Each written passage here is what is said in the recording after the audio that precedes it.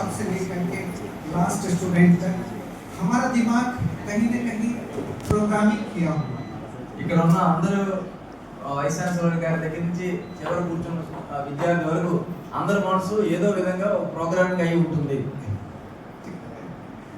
तो इस प्रोग्रामिंग से बचने के लिए सबसे बड़ा प्रोग्रामर है मल्टीनेशनल कंपनी. उसने एक विकास की परिभाषा शुरू की कि आदमी ये ब्रांडेड कपड़े पहनेगा वो विकसित है, ब्रांडेड जूते पहनेगा वो विकसित है, फला कंपनी की बड़ी कार चलाएगा वो विकसित है. और वो जो आदमी वो जो ट्राइबल स्ट्रेस फ्री जीवन जी रहा है. మన మనసంతా కూడా పూర్తిగా మల్టీనేషనల్ కంపెనీలు చెప్పే అనుసారంగా తయారైంది. ఎవరైతే బ్రాండెడ్ బట్టలు వేసుకుంటారో వాళ్ళు చాలా తెలివైన వాళ్ళు, మంచి జీవితం జీవిస్తున్నారని, ఎవరైతే మంచి మంచి వస్తువులు వాళ్ళు వాడతారో వాళ్ళు బాగా జీవిస్తున్నారని అందరూ అనుకుంటున్నారు.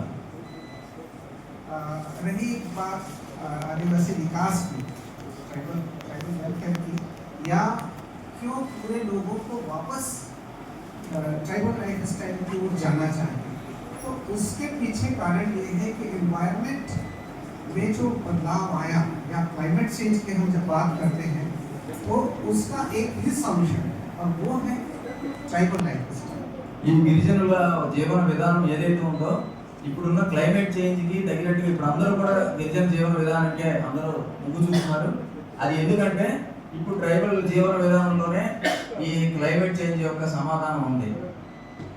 मुझे लगता है कि आदिवासी समुदाय के लोग भी शिक्षित हो, बहुत अच्छी शिक्षा लें, लेकिन अपनी जीवन शैली, अपनी संस्कृति और अपनी भाषा, अपना सब कुछ उससे जुड़े रहें और वो जितने रिचुअल्स हैं उनसे वो लोग जुड़े रहें और बहुत धीरे आगे बढ़े. भाई कोई जल्दी नहीं, एक ना एक दिन तो ऊपर जाना है, तो भाई की जल्दी आपकी स्पीड में सब गड़बड़ कर देता है.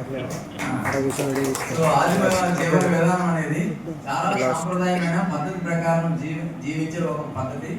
దానికి మనం అందరం కూడా వెళ్ళాల్సిన అవసరం ఉంది. అంత తొందర ఏం లేదు. ఇప్పుడు నిదానంగా ఇది చేస్తే ఎక్కువ ఫలితం వస్తుంది. स्टूडेंट सारे लोगों से कहना चाहूँगा कि अगर आपके मन में कोई सवाल हो, चाहे वो मनोविज्ञान से जुड़ा हो या डेवलपमेंट से जुड़ा हो, जो भी हो, आप लोग अपने आप पे प्रिपेयर रहिएगा तो मुझसे पूछ सकें. मैं उन सवालों के सारे सवालों के जवाब देने की कोशिश करूँगा. మీరు ఏవైనా మీకు సమస్యలు, క్వశ్చన్లు అలాంటివి ఉంటే అవి మానసిక విషయానికి సంబంధించినవైనా లేకపోతే గిరిజన సంస్కృతికి సాంప్రదాయానికి అయినా వారు చెప్పడానికి సిద్ధంగా ఉన్నారు. अब बात शुरू करते हैं मेरे योगदान की कि मैं सोशल प्लेटफॉर्म के लिए या ट्राइबल लाइफ स्टाइल को फिर से आगे बढ़ाने के लिए मैं क्या कर रहा हूँ. ఇప్పుడు మీకు ఆయన ఏ విధంగా సోషల్ రిఫార్మ్స్ కి ఆయన తాలూకా కార్యక్రమాలు ఉన్నాయో అవి తెలియజేస్తారు. आज पर्यंत तक आपने सुना होगा कि सरकार आदिवासियों की आय बढ़ाने पे तुली हुई है.